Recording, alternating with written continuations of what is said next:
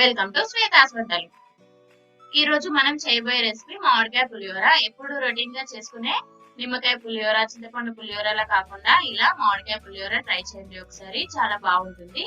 నా ఛానల్ ని first time చూస్తున్నట్లయితే మరిన్ని వీడియోల కోసం సబ్స్క్రైబ్ బటన్ ని క్లిక్ చేయండి.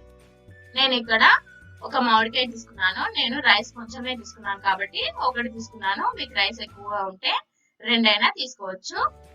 దీనిపైన ఉన్న తోలుని మొత్తం తీసేసుకోవాలి. ఇలా మొత్తం తీసేసుకొని తోలుని పక్కన ఉంచేసుకొని దీన్ని కట్ చేసుకోవాలి.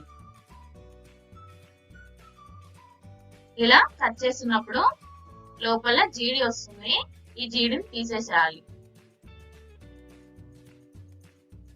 దీన్ని చిన్న చిన్న ముక్కలుగా కట్ చేసుకోవాలి. చిన్న చిన్న ముక్కలుగా కట్ చేసుకోవడం వల్ల మిక్సీ తొందరగా అవుతుందండి. ఇలా అన్ని ముక్కలు కట్ చేసుకొని ఒక మిక్సీ జార్ తీసుకొని మిక్సీ జార్ లో వేసుకోవాలి.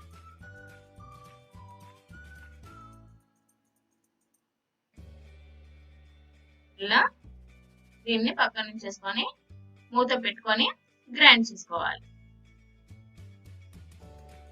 ఇలా సన్నగా గ్రైండ్ చేసుకోవాలండి. పులిహోర కదా, గరగరగా ఉండకుండా ఇలా మెత్తగా గ్రైండ్ చేసుకోవాలి.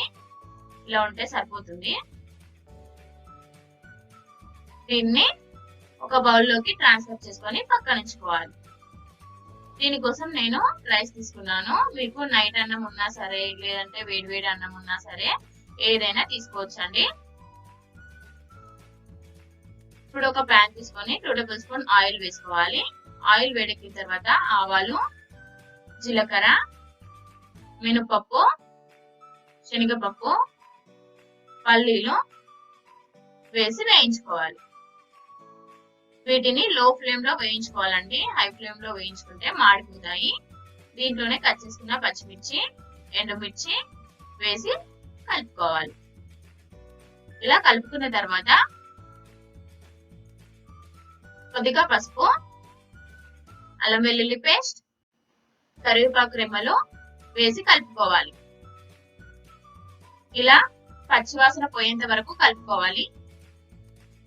ఇలా కలుపుకున్న తర్వాత 1 టేబుల్ స్పూన్ సాల్ట్, కొద్దిగా కొత్తిమీర, ఇంగువ వేసుకోవాలి. ఇంగువ మీ ఆప్షన్ లాంటి వేసుకుంటే వేసుకోవచ్చు, లేదంటే లేదు. ఇలా కలుపుకున్న తర్వాత ఇందులోకి ముందుగా గ్రైండ్ చేసి పెట్టుకున్న మామిడికాయ పేస్ట్ ని వేసుకోవాలి. ఇలా పోపు పట్టేలా మంచిగా కలుపుకోవాలి. ఇలా కలుపుకున్న తర్వాత రైస్ ని యాడ్ చేసుకోవాలి. దీనిని మొత్తం కలిసేలా కలుపుకోవాలి. అంతే అండి, ఎంతో టేస్టీగా మామిడికాయ పులిహోర రెడీ. ఈ వీడియో నచ్చినట్లయితే లైక్ చేసి మీ ఫ్రెండ్స్ కి షేర్ చేయండి. ఎలా వచ్చిందో కామెంట్ రూపంలో తెలియజేయండి. Thanks for watching the video.